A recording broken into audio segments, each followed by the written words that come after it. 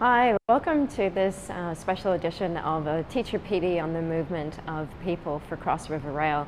I'm Serena Love, I'm an archaeologist and an educator, and I'm hoping to give you something useful today to take back into your classrooms on the theme of archaeology and the movement of people. But first I'd like to begin this presentation with an acknowledgement to the traditional lands of the Turrbal and Jagera people, who are the traditional custodians of the land on which we meet. I pay my deepest respects to their elders, past, present, and emerging. And I also extend this respect to any Aboriginal Torres Strait Islander person that is present here today. Today we will be discussing the ways in which to integrate First Nations history into the classroom. So it's important to recognize the legacy of First Nations occupants in Australia, but also the enduring connection to the land, water, and culture by acknowledging the stories, traditions, and living cultures of Aboriginal and Torres Strait Islander people. So today I'm going to be discussing some topics pertaining to Australian archaeology and prehistory, but I want to make it really clear that this is from a scientific perspective. This is only one perspective that I, as a Western trained archaeologist, can speak of with any authority. So when we talk about the movement of people, and specifically with the First Nations people when they arrived in Australia, it's only from this scientific perspective. The cultural perspective from First Nations people is that their ancestors were always here, from the dreaming time. They didn't arrive, they were always here. But that's not the perspective that I can speak about with any authority, so the information presented in this session will be exclusively about science and archaeology. So I'm going to start with the new changes to the Australian curriculum that was released on May 9th by ACARA. The version 9 of the Humanities and Social Science Learning area has now included a section aimed to deepen students' understanding of the First Nations Australian history and culture. And this is really fantastic because now we can start teaching about deep history of the First Nations occupation in Australia and appreciate the cultural complexity that is present in this country. But it also allows an opportunity to teach archaeology and to capitalize on the popularity of archaeology and to discuss a variety of topics and to develop critical thinking skills in our classrooms. The CROSSRIVERRAL project has provided an amazing opportunity to discover more of Brisbane's heritage. In forging ahead to build the city's future, we must not forget about its past.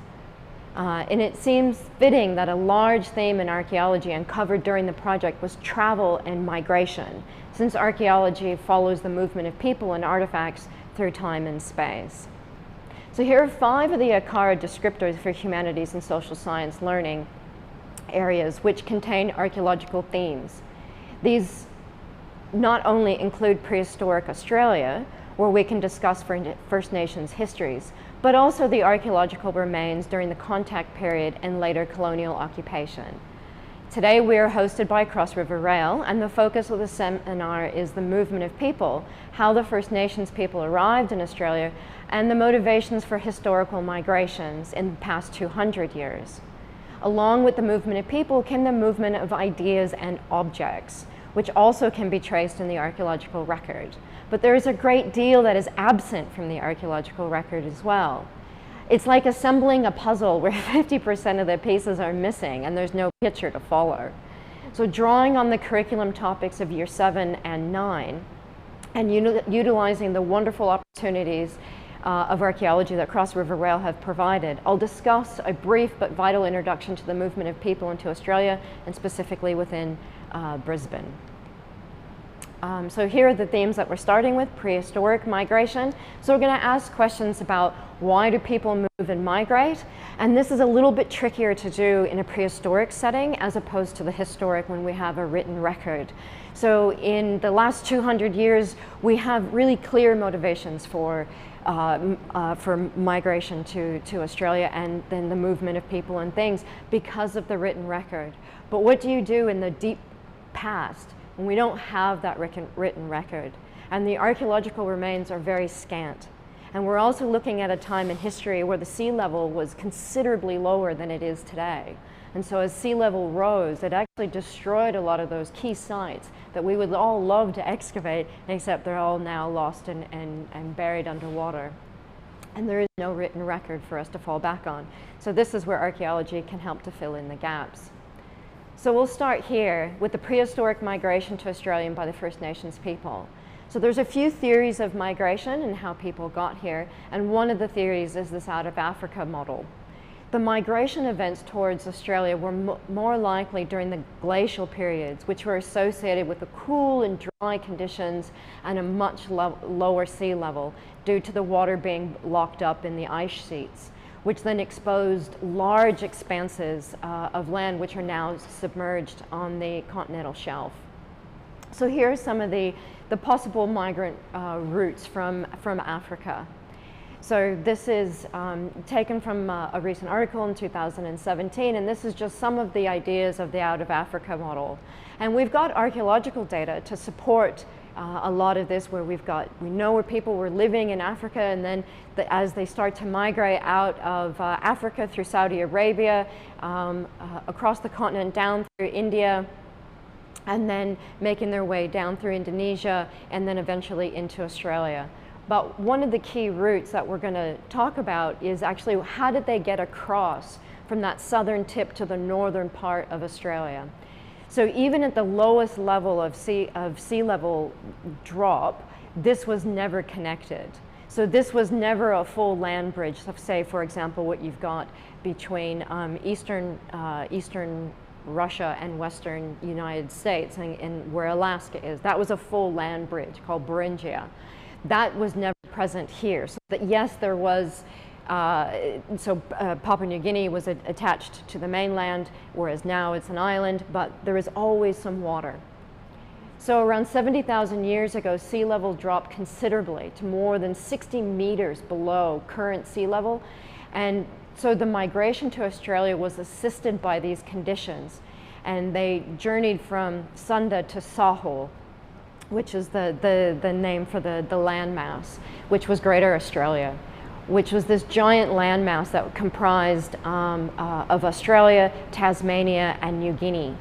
So these glacial periods reduced the ocean distance necessary to reach Australia, making it more accessible and attractive for populations on the move, but it was never fully connected. So here are some different routes by which people came. And so if it was never fully connected, at some point, you've always got to cross the water. And so you can either go the north side, basically, or the south side. And one of the papers that's been still hotly debated today is this of Joseph Birdsell. And he proposed that people traveled from Asia to Australia with two possible routes that involved island hopping. So the southern route included islands of Flores, Timor, and then they landed in northern Australia. But then the northern route basically took you across into Papua New Guinea, and then you're basically on the mainland of the Australian landmass. But the real question is why? Why would people migrate in the first place? And unfortunately, this is the kind of question that archaeology really struggles to answer in the absence of a written record. We don't know about the motivation of these people that far back in time. But what we can say is that these early people tended to live places where there were resources. And so during the last ice age, as the new land became exposed due to sea level drop, and we've got new resources, they're following their herds, they're following the animals, and as new plants come in. And the other thing to keep in mind here is time. This is taking an incredibly long period of time. They don't just up and move and then walk across. This is taking generations, thousands of years, potentially. So we've got evidence, I'll skip to this one. So we've got evidence for migration. So as I said, a lot of these sites, the key sites that we would love to excavate are now currently underwater, but we do have a fairly substantial amount of other sites kind of laterally that shows that we've got human occupation in this kind of crucial area. That shows that people are living there about 40 to 30,000 years ago. So we know that this idea that people coming across and landing in Australia up to 65, 70,000 years ago is very feasible. And here's a great piece that in the conversation a couple of years ago, which actually demonstrates where these sites are, and it's this great little interactive map where you can click on it and then get more information, and each of one of those little window bubbles has a link in it that you can follow back to the original research. So So one of the other resources that you could use in the classroom is Sahul Time, and this is a fabulous tool that was created by Monash University, and what it does is it actually shows you how sea level rised and dropped through time. And so it's got a bar on one side, and it just kind of, as you move your cursor across, it kind of rises and drops. And so you can see how, for example, all the islands along the east coast of Australia now, how they become islands, and how Tasmania becomes separated in an island. And then as you move it further along or further back the other way, there's been 2 ice ages. You can see it become landmass and then drop, and so you can take it back and forth. So this is really great when you can use it to start talking about how did people get here and to why. And you can see up in the very far north that you've always got a series of islands, and it was never fully connected. So before we can talk about migration routes, we need to talk about the sea level drop. So that's one of the key things to talk about in the classrooms, and then also the different trade routes that can be reconstructed. And this could be a fun exercise to say, like, what evidence would you need to prove that these theories, which way that they came and which ones they didn't? What evidence would you need to basically to win this argument?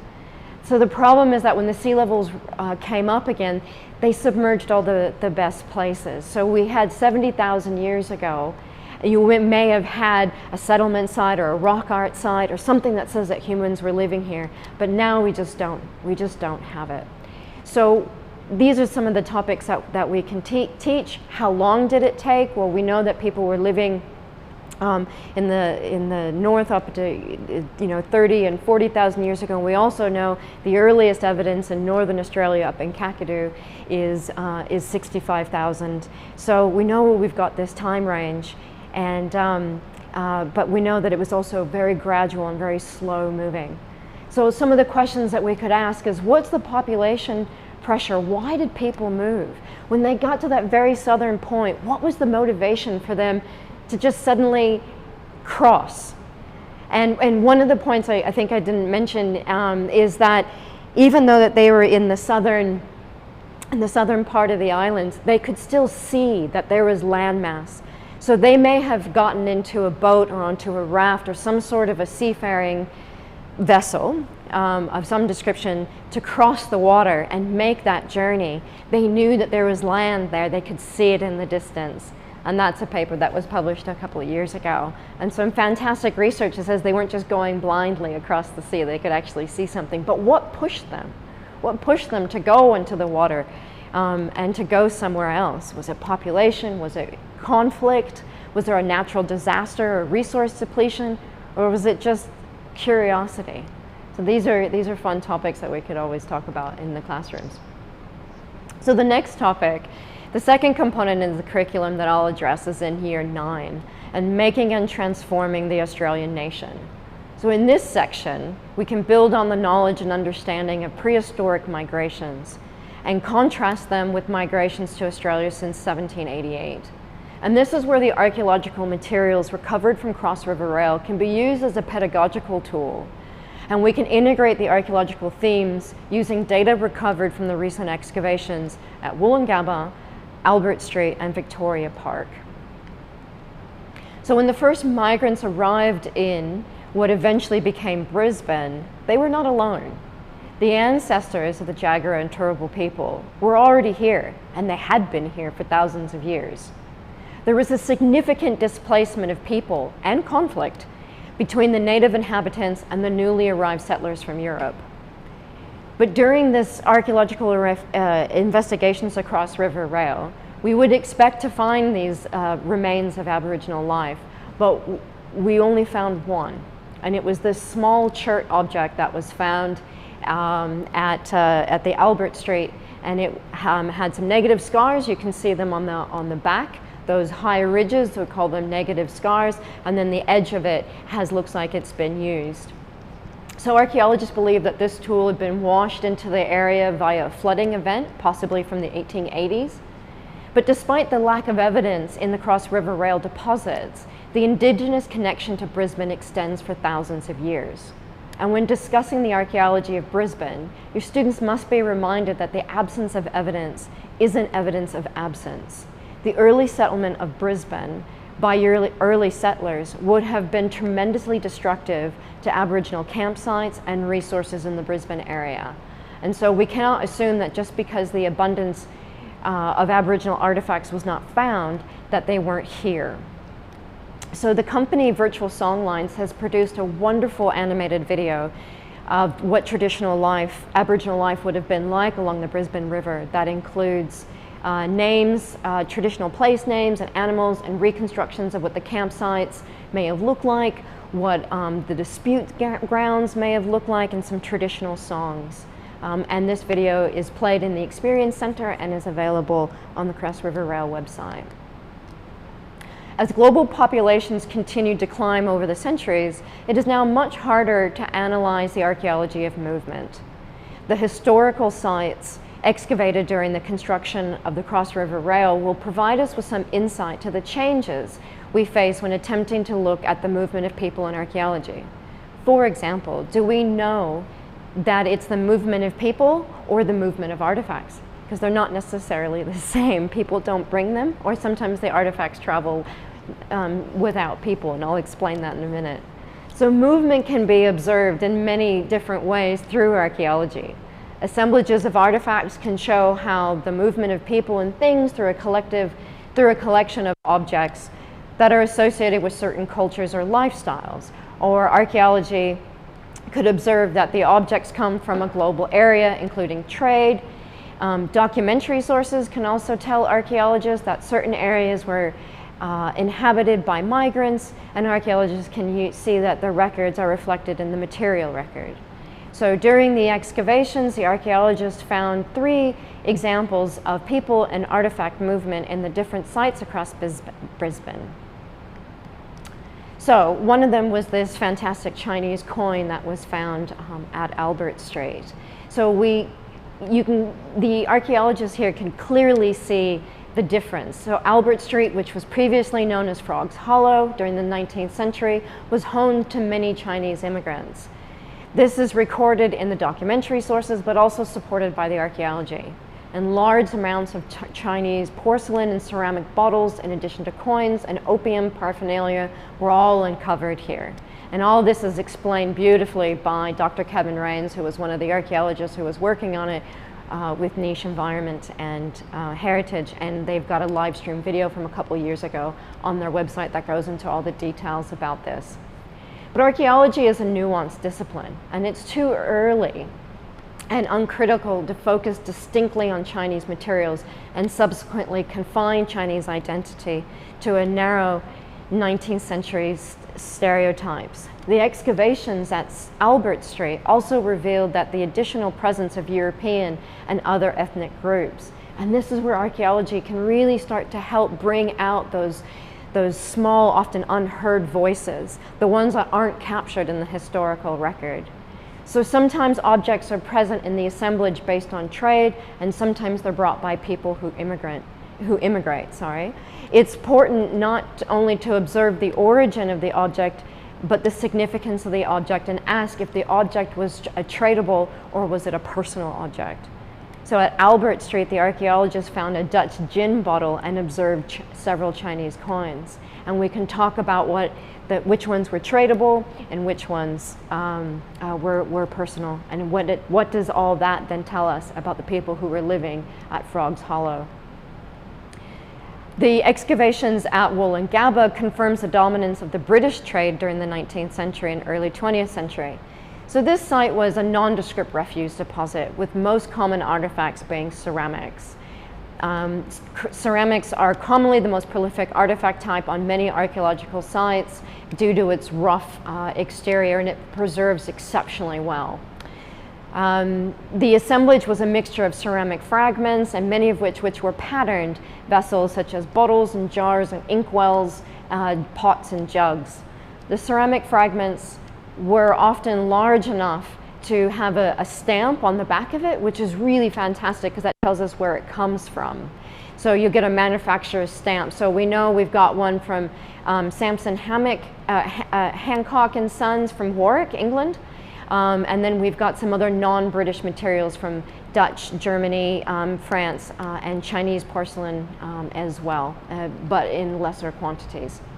We also have a lot of objects that represent domestic consumption. So earthenware, ornamental jars and lids and teacups and candlestick holders.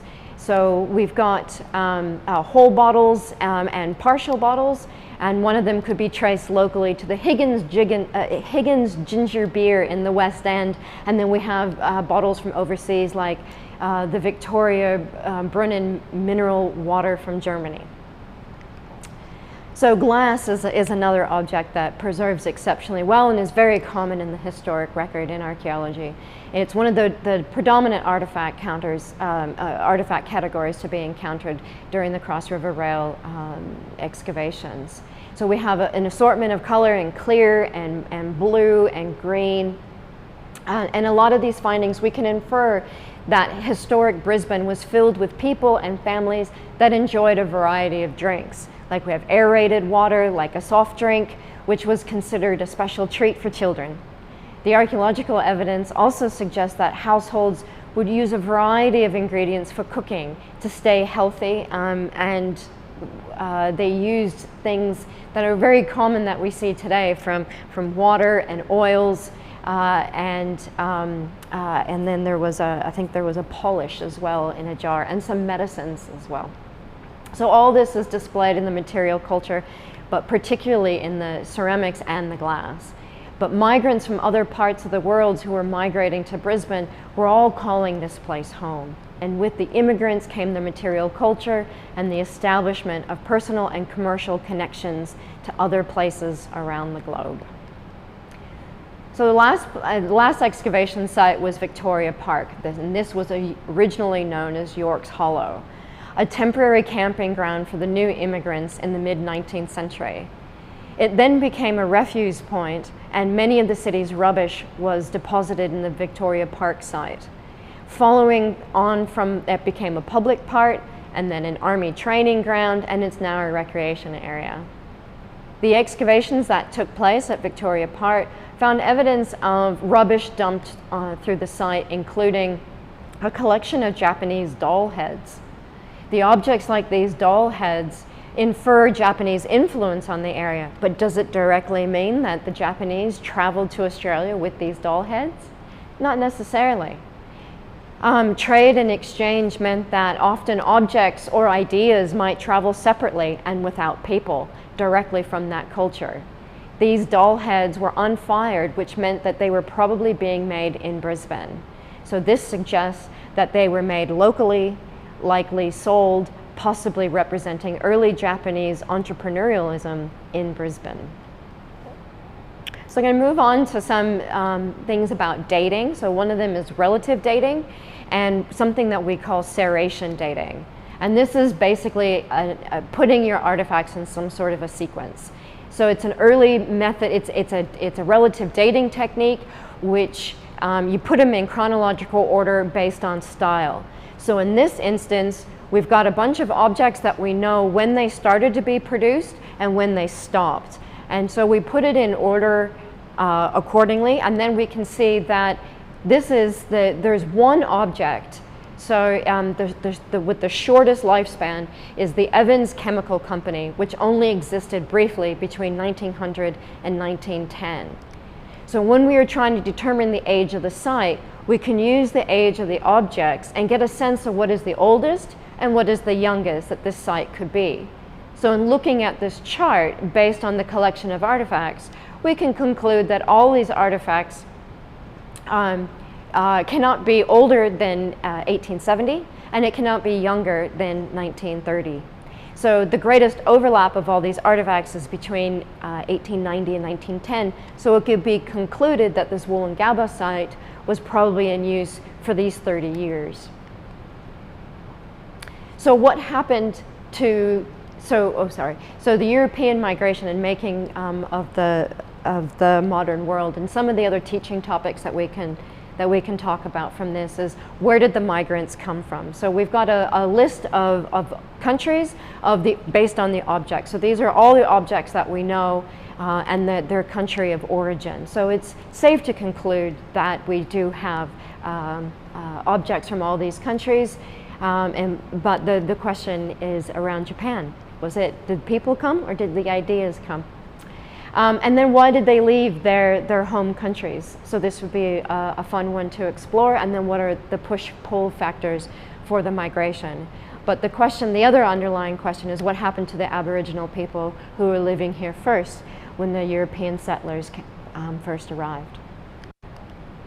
So here's a bit of a lesson plan and something that we thought we could use to kind of elaborate on these ideas of objects and people. So the objective of this is to provide students with an opportunity to imagine the life and the journey of these artifacts, drawing on the available evidence. So you could do this in 2 lessons, or you could draw it out into an entire week. And so the idea is to start with a short story from the perspective of an artifact found from the Cross River Rail excavations, and then follow the life and the journey of this object through its many twists and turns, and it ends up in the hands of the archaeologists. So how did it get there? What happened to it, what we call post-depositional processes, and how did it get covered, and why did it get left behind in the first place? And then what happened to it that it got preserved for 150 years so that we were able to excavate it up in the last couple of years. So you could use a main character and create a personality of the object or of a person. And then you could use some scaffolding can be provided below to prepare your story. And so this is what we can use to kind of chart the migration of an object. Thank you. We can have of its exhibition, so within a certain time frame. So where did it come from? Its main characteristics of the artifact could be involved in the story. And then its complications, so a significant event that occurs to move the artifact towards its final resting place at the Cross River Rail excavation site. So it could be either from Victoria Park, Woolloongabba, or from Albert Street. And then we've got like a short story, 2 or 3 rising actions, and each building upon the previous. So for example, how did the object become into use? How did it get discarded? And then what happened to it since then? And what happened to its owner, and then the conclusion of the object. And then its climax, so the effective conclusion is the main action. So the character has overcome this complication, then you consider how the artifact ended up in the excavation site, and then its final resolution. So I'll give you some examples of different object biographies different objects that are in the collection that we could use. This is a ceramic lid for an aromatic toothpaste. It has the name of a company on it, S. Ma and Son and Thompson, and it also has an address of 7 to 12 Aldersgate Street in London. So this box was probably imported from England by one of the early European settlers, and it also has a date, like we know when this company was in existence.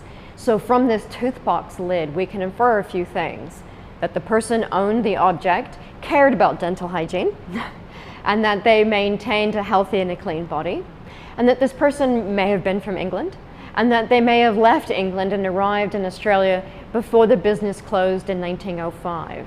And maybe too, we can conclude that owning the toothpaste like this suggests that the person may not have been a convict. The other one is a bottle from a chemist. And this is a local store known on the main street of Woolloongabba. And it was only in existence for 4 years, between 1886 and 1890. That's 4 years. Therefore, the relative age of the bottle cannot be earlier or later than 1886 or later than 1890. So the stratigraphic layer of this bottle was found, and it can be dated very, very narrowly. So we can now ask about, what kind of product was in it, and how did it get used, and who was using it, and what kind of ailments were they treating? Was it a doctor's chemist, or was it a local? Was it for children? Was it for adults? So all sorts of questions, then how did it end up where it did? There's also another whole host of objects that are available. So we've got the cannonball that was found at the Bogo Road, and we've got an entire suite of animal bones of all kinds. So, and a lot of them are domestic animals. So we've got sheep and pig and cattle and goats as well. And then a whole variety of ceramic fragments, as we've already discussed, and also glass. So here's two other exercises that I love doing in classrooms. I like using modern examples that are relevant to the students today so they can grasp the concepts with something modern and then relate it to something back in the past. So to understand this movement of people in a modern sense, we can get an understanding of how people and things moved across a vast space. And so one exercise is what we call the school bag excavation, which is just basically as simple as what's in your backpack. And look for anything that has a place name or a date on it. And so usually coins are the best place to start. So if they've got any coins, put the coins out in chronological order. And then we can say that it couldn't be before this date and it can't be older than that date. So I always like to say if we use the school bag excavation, you know, to pretend a scenario that, you know, we've got a natural disaster and the room gets buried, like a Pompeii situation. So what else is in the backpack? So you've got books sometimes, and the books will have the front page, and the front page will have the location of the publisher and usually the year. I put a Ventolin inhaler up there if anyone's got any kind of medication on it. Maybe it's got a date and a location. And sometimes there'll be tags. If they've got a pencil case, there might be a tag that says, you know, made in China, made in Thailand, made in Australia, something like that. And so then you start to get a list of all the dates and cities to get a sense of where their stuff is coming from. But then you can ask the question, well, did you travel to this country to go and get the object? And the answer is likely to be no. And then you get a sense of that kind of international trade and how things, and the kind of global market, and how things move without people. And then the other thing we can do is both with clothes and with food. So I've done this exercise with clothing, and it was really effective, is to go home and have a look at and list every country of every shirt or pair of pants or pair of shoes that you've got. They will always have a tag, and it'll say made in a particular country. And just get that list of all the countries and start comparing, and you really get a sense that what a global market we have now. And then, or you can do it with food. So just to either go home and look through the cupboards or look through the fridge and look for dates, expiry dates, but also some objects like Twining's tea, for example, on the front of their package it'll say made since 17 something something. So and if you actually look at the front of it, not just the expiry on the back, it'll say, some of them will say, you know, we've been in existence for 100 and some odd years. And so there's a particular chocolate brand that's got like a 200-year-old date on it. And so that's a bit special. And so you can get a sense, again, you do that relative dating, but also get a sense of where everything is coming from. So even though some of your local, what you think is your local food is actually being imported. So this is a fun exercise, but it really teaches the relative dating, but also countries and the movement of people and things. So the last one I'm going to talk about is pretty much just archaeology in general. So how do archaeologists uncover and engage with archaeological sites, and why is archaeology important? And this relates to the different sources and methods used by archaeologists that is different than historians. When archaeology is fantastic because it's the non-written record. And so it can often tell the story that other sources of evidence can't tell. But what's also great is that it can often contradict the historical record. And those contradictions are always good fun. So archaeology is important because it can tell the stories that are otherwise lost to history. So we can capture the often voiceless people, such as women or children or marginalized people and behaviors. The archaeological record can either support or often contradict the historical evidence. But more importantly is that archaeology can tell the story when there's no written record. So this is an example from the Woolloongabba excavation. And on one side you've got all the animal bones, and again these are the domestic animals of sheep, goat, pig, and cow. And then you've got leather. So you've got what is obviously a leather maker or a shoemaker, and you've got a lot of different bits and pieces of leather belts, leather shoes, and other leather things for animals like harnesses and such. And so and then the historical record says that we've got tanneries out in Kelvin Grove, and then we've got some evidence of these leather making shops. But what we don't have in those photographs is the actual physical evidence of these kind of leather belts and offcuts. So the other evidence that we have is a glass bottle, which is a really great of a leather working oil and shoe polish, such as Spooner's boot dressing and Whitmore's polish, and then there's another Hathaway's peerless gloss. So this is one way in which archaeology can start telling or adding to a story that we already know. But archaeology can tell us the missing stories. So when there is no written record. So for example, the First Nations ancestors left no written record. So the majority of what we know is coming from the archaeological story. And this story is constantly changing. As our methods improve, our methods of recovery, our dating methods, and the diversity of sites that we're recovering. So we now understand much more about the sophistication and the significance of First Nations Australians and the complexity of their culture, social organization, and political and economic systems. And we know all this from the archaeological record, from those few fragments that are left behind. Archaeology can help us get to know the people from our past by studying what they left behind. And if we're careful in the methodological excavation and how we excavate, slowly peeling back these layers from each stratigraphic unit, then we can find all these little pieces and tell us what life was like in Brisbane about 150 years ago and much older. So archaeology is a destructive practice just inherently. As soon as we put a spade in the ground, we're destroying it. So it's crucial that we maintain good records and understand every little piece that we're looking at, and that it gets studied and documented and photographed all the way through.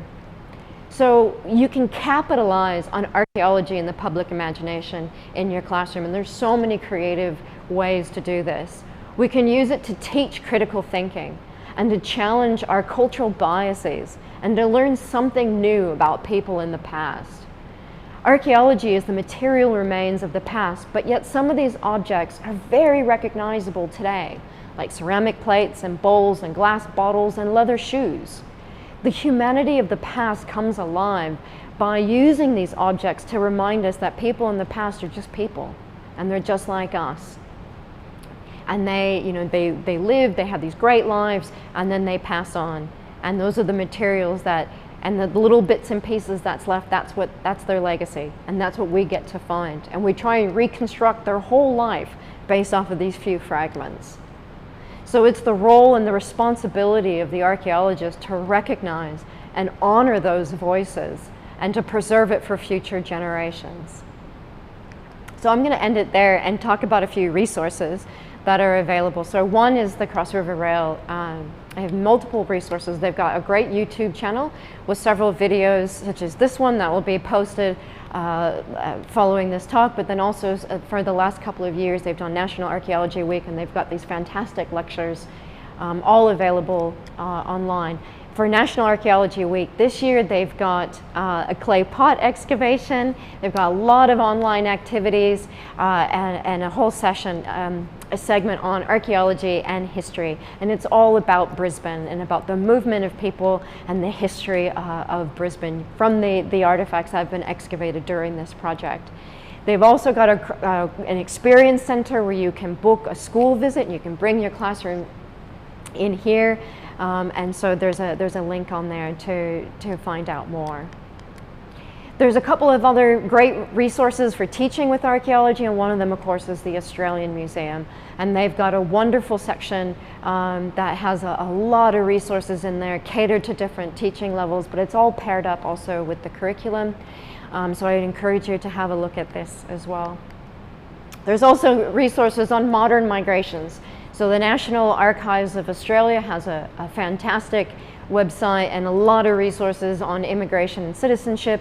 And then likewise, there's the Immigration Museum, hosted by the Museum of Victoria. And again, all the different voices and stuff and people and where they're coming from and where they're going and why. And so sometimes if we study these modern resources, we can start to extrapolate back in time about motivations and why people were moving and what was causing them to move to Australia, even though there may not be exact same reasons, but anyway, like I said, the humanity and people were always on the move. With myself, with the Everick Foundation, we have some further teacher PD. So each of the 3 sessions that I've talked about very briefly here, I will dedicate an entire session to. So we're doing a session on the peopling of Australia, of deep time history, and also an introduction to archaeology. They're all online. They're an hour each. And they'll be live in term 3 and 4, and the dates are there, and the website is there for more information. And also we do classroom incursions as well. So you can bring an archaeologist into your classroom.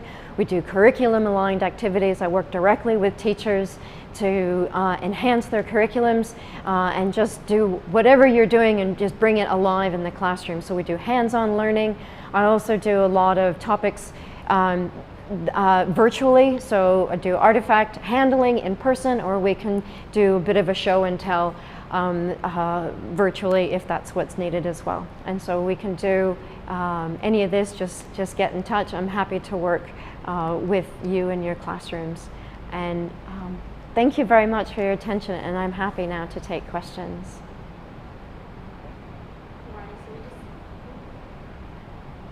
Alrighty, so we just have a few coming through. The first one is saying, what is the difference between archaeology and cultural heritage? Yeah, wow, okay.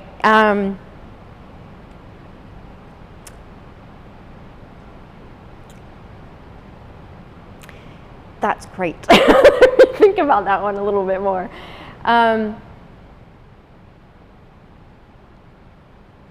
That's embarrassing because I work as a cultural heritage consultant. I should know this forwards and backwards.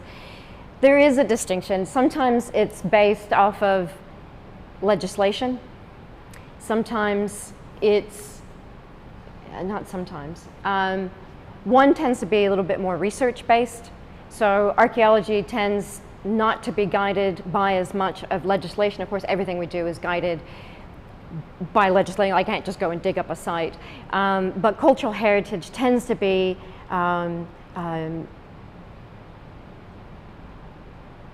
boy, you've really put me on the spot. This isn't what I was prepared to talk about. I don't know. I guess I've always distinguished it, and many of my colleagues would probably disagree with me on this.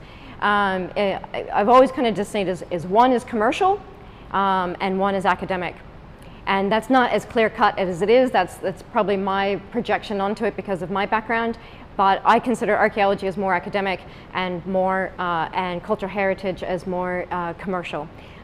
That's probably not as clear cut. Like I said, my colleagues might disagree with me, but to me, I just study archaeology as the past. I collapse the two, and cultural heritage sometimes just the tangible remains. But yeah, we can probably say that cultural heritage encapsulates archaeology potentially. Absolutely. Perfect. We just have another question asking, for those of us who have very little experience with archaeology, some key advice, tips to how to dive in or dig in, excuse the pun. how to dig in. Just give it a go. You know, there's so many resources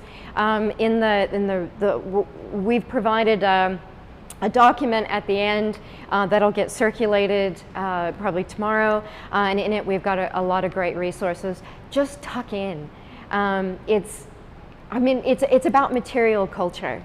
right? So and you can get really creative about it. And some of the references that we've given, the one that I'm familiar with is the Society for American Archaeology, and it's got a whole 2 pages of just different kinds of exercises that's aimed at different levels, different education levels, grade levels, and just exercises that can be adapted for an Australian context. So it's like for just anything about the past and the material remains, and how do you interpret those material remains, and the variety of different ways in which you can interpret those things. You know, just as, you know, simply as I talked about doing the food, right? So going home and doing the food, and that's actually part of a larger exercise that I do on what I call garbology. So I'll come into a classroom and I'll put down a whole host of garbage, clean objects, right? So milk jugs, or a notebook, or all sorts of food packaging, or things that I've taken from junk mail.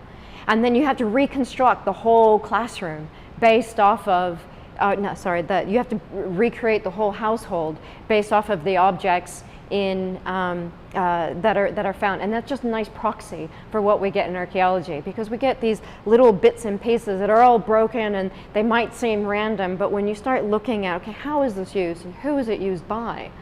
And how did it get broken, and how did it end up where it is, and why is it here, not over there? And did it move, and did the people move it?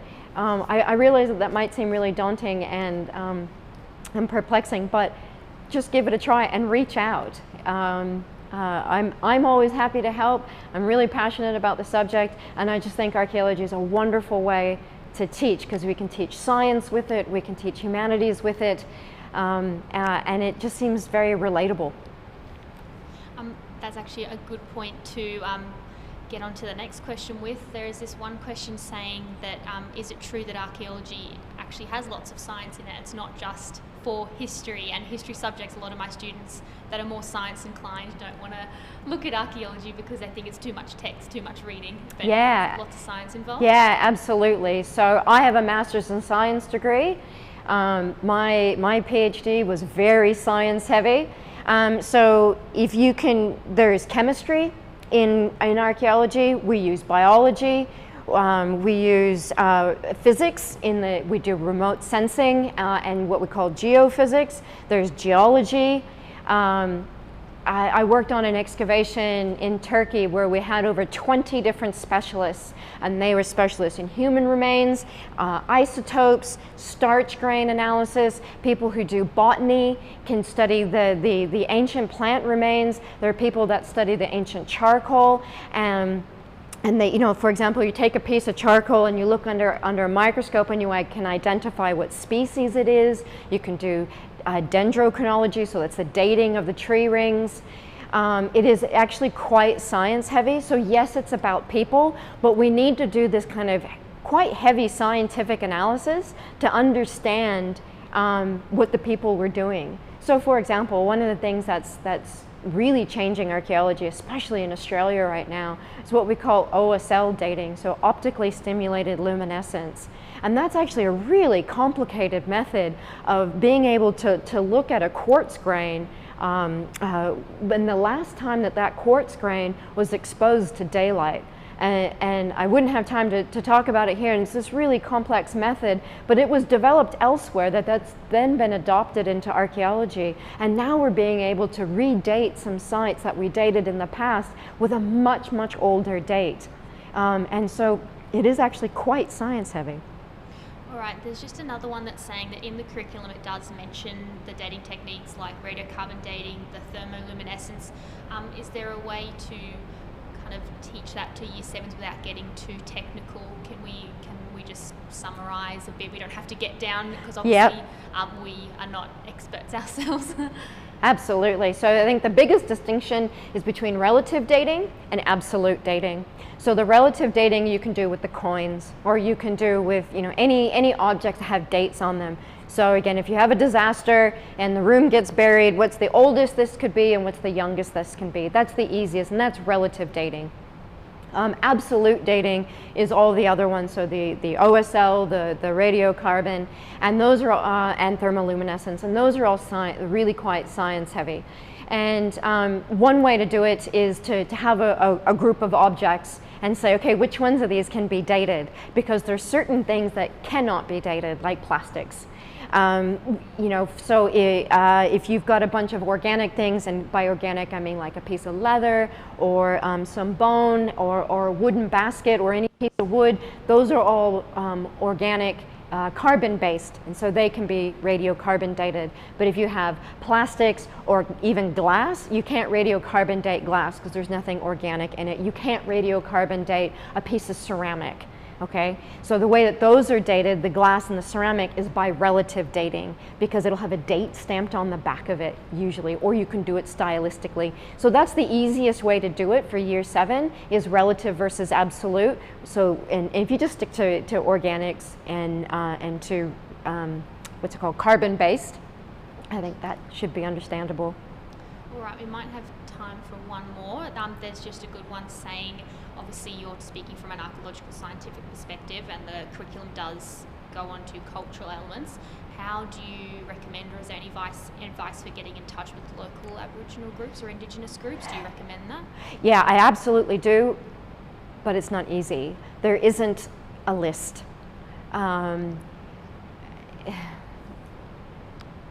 It is actually really tricky. I mean, one way is to get in contact with local consultants like us, because and there's many companies like mine around the areas all across the state, all across the nation, and they usually know who to get in touch with.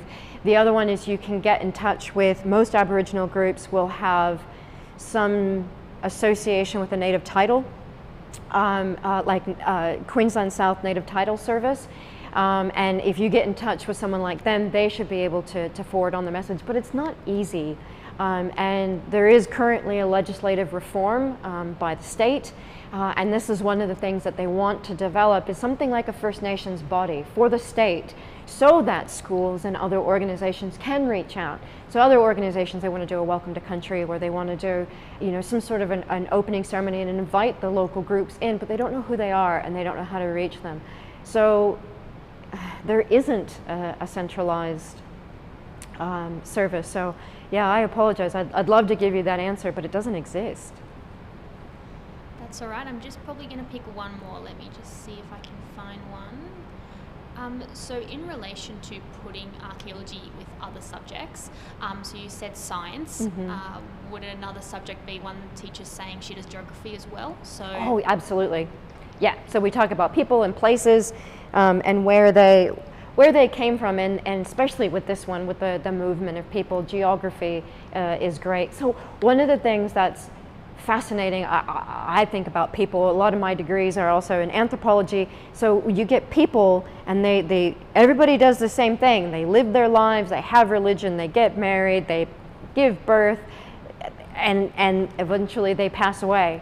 But the way in which they do each of those things is so unique. Every culture has a unique language and a unique religion and a unique way of getting married and a unique way of burying. And sometimes all of those can be specific to different geographical regions. So you can talk about it broadly, you can talk about it on a specific level. So definitely geography is a great one for archaeology.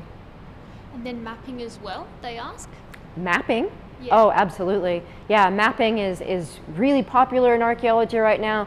GIS, geographical information systems, is really super popular. I wish it was around when I was young. I would love to have learned it. But learning how to read the landscapes and learning how to do predictive modeling is so crucial to the work that we do. And understanding how to make maps and why maps are made and the history of maps. Oh, so much fun. Perfect. I think that's about all we have time for. Thank you very much, Dr. Serena Love, Everick Foundation. Thank you for your time.